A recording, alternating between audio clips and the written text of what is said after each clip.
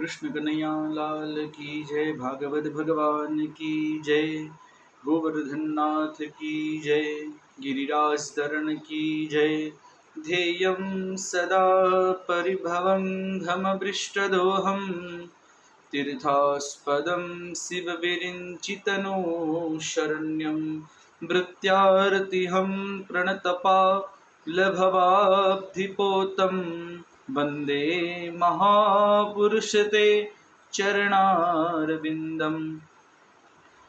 परम मंगलमय परात्पर अखिलेश्वर अकारण करुणा करुणालय भक्तवांछा कल्पतरु श्री बालकृष्ण लालजी भगवाननी वांगमयी शब्दमयी वाणीमयी प्रति स्वरूपा श्रीमद भागवतजीने हूँ प्रणाम करूँ छूँ, वंदन करूँ छूँ।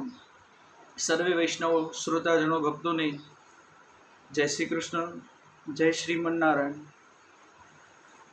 આજના સત્સંગમાં જે પૂર્વે સત્સંગમાં હું કહ્યું હતું કે મનુષ્ય જન્મ જ્યારે ભગવાન આપણને આપે છે ત્યારે ભગવાનની ખૂબ કૃપા આપણા પર થાય છે, ત્યારે આપણને જ મનુષ્ય જન્મ પ્રાપ્ત થાય છે। પછી આ મનુષ્ય જન્મ લઈ અને આપણે આ સંસારમાં આવીએ છીએ, તો આ સંસાર જ્યારે આપણને આવીએ ત્યારે સંસારમાં શું શેની પાછળ આપણે પડ્યા છીએ, તો જે કાર્ય કરીએ એની પાછળ આપણને એક જ હોય છે કે મને આમાંથી સુખ મળે।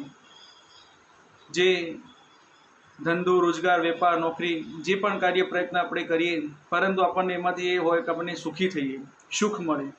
પરંતુ આ સંસારમાં આપણે આવ્યા છીએ તો સુખ તો મળવાનું નથી। આ સંસારનું નામ જ દુઃખાલય છે। વિદ્વાનજનો સંતો મહાપુરુષો કહે છે આ સંસારને દુઃખાલય કહ્યો છે। તમે ગમે તેટલો સુખનો પ્રયત્ન કરશો પરંતુ સુખ મળવાનું નથી। આમાં દુઃખ જ મળે છે અને દુઃખાલય કહ્યો છે। કેવી રીતે? તે ગૃહની અંદર પુસ્તકો ભર્યા હોય તેને આપણે કહીએ છીએ પુસ્તકાલય। જેવી રીતે ભોજન જ્યાં બનતું હોય, ભોજન આપણે કરવા જઈએ તેને ભોજનાલય કહીએ છીએ। જ્યાં દૂધ ભેગું થતું હોય, દૂધની વસ્તુથી બનાવટ બનતી હોય તેને આપણે દુગ્ધાલય કહીએ છીએ। જ્યાં બાળકો ભણવા માટે જાય અને ત્યાં વિદ્યા પ્રાપ્ત કરે તેને આપણે વિદ્યાલય કહીએ છીએ। એવી રીતે આ સંસારની દુઃખાલય કહ્યું છે। ગમે તે તમે કાર્ય કરો, ગમે તે પ્રયત્ન કરશો પરંતુ તેને દુઃખ જ મળે છે। અને સુખ માટે આપણે પ્રયત્ન કરીએ છીએ, બીજું શાંતિ માટે પણ આપણે પ્રયત્ન કરીએ છીએ કે આનાથી બાળકો જ્યારે ભણતા હોય અથવા માતા પિતા પણ કહે કે મારું બાળક આ ભણે છે તે બસ આ ભણી રહે, સારા ટકાથી પાસ થાય પછી શાંતિ। પછી કહીએ છીએ કે એના હવે લગ્ન થઈ જાય, પછી એની લગ્ન થઈ જાય પછી શાંતિ। લગ્ન થઈ જાય પછી કહીએ કે એને સંતાન થઈ જાય પછી અમને શાંતિ। બાળકો પણ જ્યારે ભણતા હોય ત્યારે કહે કે બસ એક આ કોલેજ મારી સરસ પૂર્ણ થઈ જાય, સારી ટકાથી હું પાસ થઈ જાઉં પછી મને શાંતિ। પછી કે સારી એક મારા લગ્ન થઈ જાય પછી મને શાંતિ। લગ્ન પછી પણ આવા એક આપણે કાર્ય કરીએ પણ આપણા કાર્ય પૂર્ણ થતા નથી અને આપણે પાછળ શાંતિની અપેક્ષા રાખીએ છીએ કે આનાથી મને શાંતિ, આનાથી પછી આપણને શાંતિ મળશે। પરંતુ સુખ માટે પ્રયત્ન કરો તો સુખ મળવાનું નથી અને તમે શાંતિ માટે પ્રયત્ન કરો તો શાંતિ મળવાની નથી। આ સંસારમાં તમને દુઃખ જ મળશે। તો દુઃખાલય આને કહ્યું છે કે તો જ્યારે આપણે કોઈ પુસ્તકાલયમાં જઈને આપણે કહીએ કે મને અહીં ભોજન કરવું છે, આ ભોજન મને આપો, તો તેઓ કર્મચારી જે પુસ્તકાલયને કહે ભાઈ અહીં તમને ભોજન મળે નહીં, અહીં તો તમારે પુસ્તક જે વાંચવા હોય એ પુસ્તક તમને મળે, જે પણ પુસ્તક વાંચવા હોય। તેવી રીતે પુસ્તકાલયમાં પુસ્તક જ મળે, બીજું કંઈ મળતું નથી। જેવી રીતે ભોજનાલયની અંદર આપણે જઈએ અને આપણે એને કહીએ કે આ ચોપડી આ પુસ્તક મને વાંચવા આપો, મારે વાંચન કરવું છે, તો ત્યાં પણ આપણને કહે કે આ ભોજન જ મળે, એ તમને પુસ્તક મળતું નથી। તેવી રીતે આ સંસારમાં આપણે આવ્યા તો દુઃખ જ મળે છે। પછી આપણે સુખ માટે પ્રયત્ન કરીએ અને આપણે માગીએ કે મને સુખ મળે, સુખ મળે, શાંતિ મળે, તો સુખ અને શાંતિ મળતી નથી। પરંતુ જ્યાં જે નહીં પણ અત્યારે પણ જેને સુખ મળતું હોય, જે સુખી પણ હોય છે, તો એમના પર એક ભગવાનની પૂર્ણ કૃપા હોય છે, પ્રારબ્ધ એમનું સારું હોય છે, તેનાથી એ સુખ ભોગવે છે। પરંતુ અને જે દુઃખ ભોગવે છે એને પણ પ્રારબ્ધ અનુસાર જ તે દુઃખ ભોગવે છે। પરંતુ જ્યારે આપણને સુખ હોય અથવા દુઃખ હોય ત્યારે હું એ કહું કે ભગવાનની ખૂબ તમારા પર ત્યારે કૃપા હોય છે। ભગવાનની કૃપાને ભૂલવી નહીં। જેવી રીતે આકાશમાં વાદળછાયું વાતાવરણમાં આપણે વાદળા આવે અને જાય, પરંતુ એની પાછળ સૂર્ય તો હોય જ છે. સૂર્યથી અજવાળાથી આપણને ખબર પડે કે ના સૂર્યદેવ તો આકાશમાં રહે જ છે. વાદળા તો આવે અને જાય એ આપણને એમાં જોતા નથી, પરંતુ આપણે પાછળ એને સૂર્યની જોઈએ છીએ. તેવી રીતે આ સંસારમાં સુખ ક્યારે આવશે અને જતું રહેશે, દુઃખ પણ આવશે અને ક્યારે જતું રહેશે એની ચિંતા કરવી નહીં, પરંતુ એની પાછળ પૂર્ણ ભગવાનની કૃપા છે તમારા પર, એ કૃપાને જોવી જોઈએ. સુખ તો ક્યારે સમાપ્ત થઈ જશે. એટલા માટે વિદ્વાનજનો સંત મહાપુરુષો કહે છે જ્યારે પણ તમે સુખી હોવ છો ત્યારે ભગવાનની ખૂબ તમે પૂજા કરો, ભગવાનની ભક્તિ કરો, ભગવાનની કથા શ્રવણ કરો. ભગવાનને ત્યારે પણ ભૂલશો નહીં, સુખમાં પણ.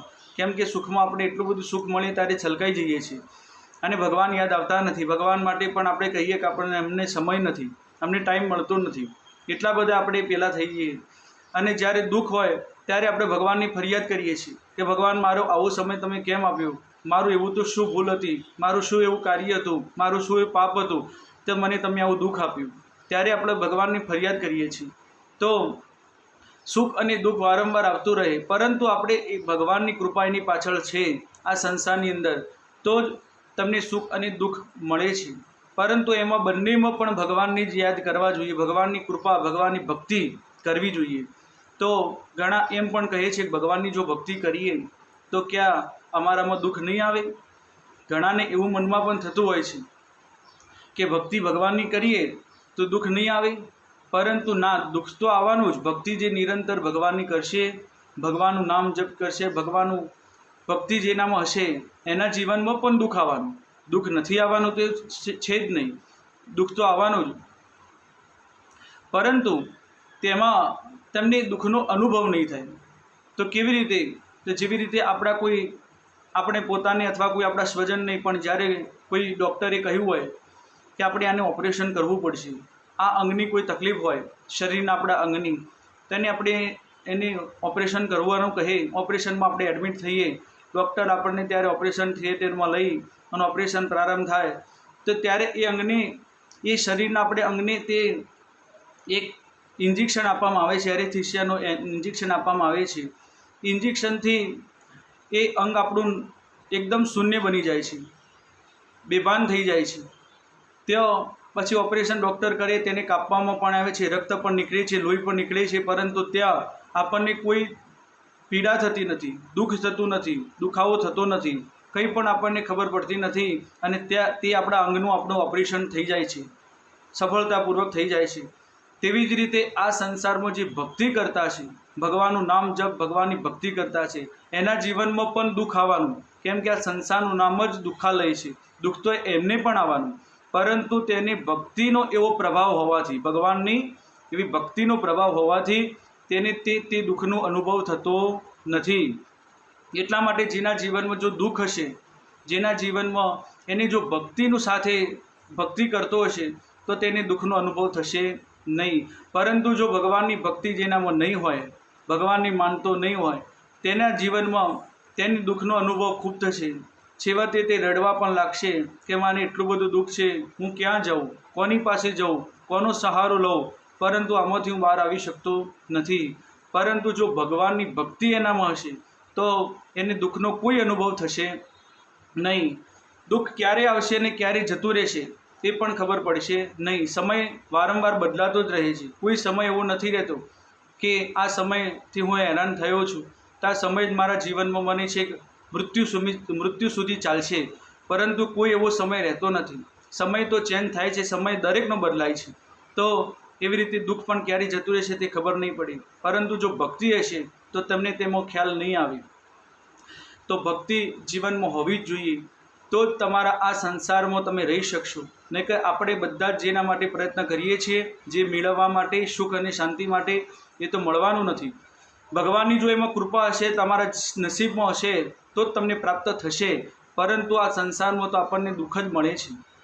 બીજું હું તમને કહેવા માગું પ્રિય સ્વજનો કે જ્યારે આપણે પુણ્ય વધુ આપણે કરતા હોઈએ છીએ, જ્યારે પુણ્ય માટે આપણે ભગવાનની ભક્તિ માટે આપણે પુણ્ય પ્રાપ્ત કરવા માટે યજ્ઞ યાગાદિ, પછી વ્રત જપ, દાન પુણ્ય આપણે કરતા હોઈએ છીએ. કોઈ ગરીબ બાળકોને આપણે વિદ્યાભ્યાસ માટે પુસ્તકોના દાન આપીએ, પછી ગાયને ઘાસ ચાલો આપણે ગૌગ્રાસ ખવડાવીએ, પંખીને ચકલા કબૂતરને પણ આપણે ચણ નાખીએ છીએ, પછી યજ્ઞ યાગાદી બ્રાહ્મણો કુવાસીને પણ દાન દક્ષિણા આપણે આપીએ છીએ. આ બધાથી આપણે ભગવાનની ધામના દર્શન કરીએ, ભગવાનની પરિક્રમા કરીએ, આનાથી બધાથી આપણને પુણ્ય પ્રાપ્ત થાય છે. બધા જ પુણ્યના કાર્ય છે અને આ કરવા જ જોઈએ, એનાથી પુણ્ય પ્રાપ્ત થાય છે.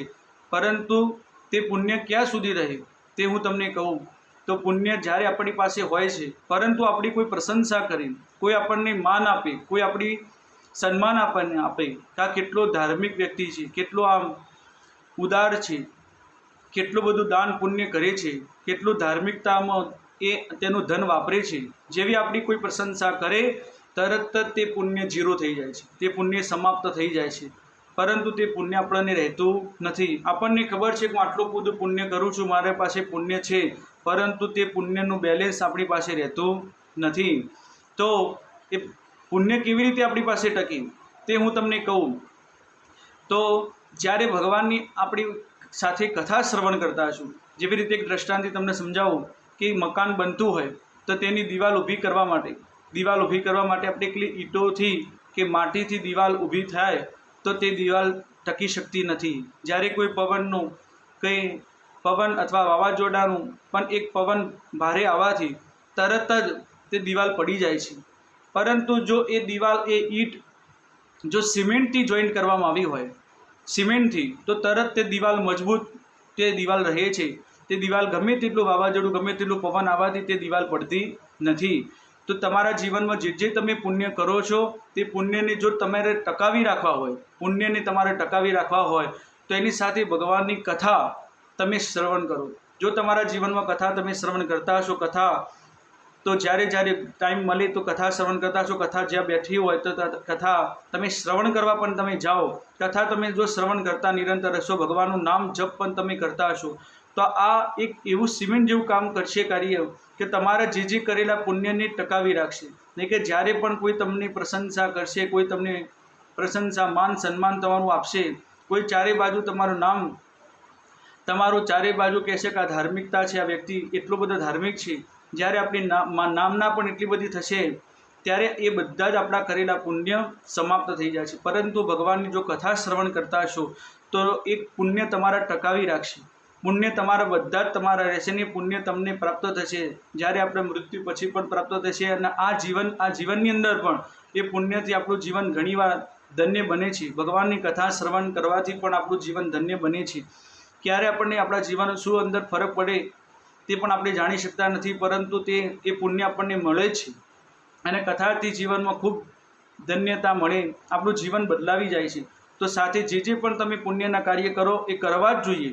પુણ્ય કરવું સાથે સાથે ભગવાનની કથા પણ શ્રવણ કરજો, તો જ તમારા જીવનમાં ખૂબ તમને ધન્ય તમારું જીવન બનશે. આજ હું આ સત્સંગમાં જ કહેવા માગું.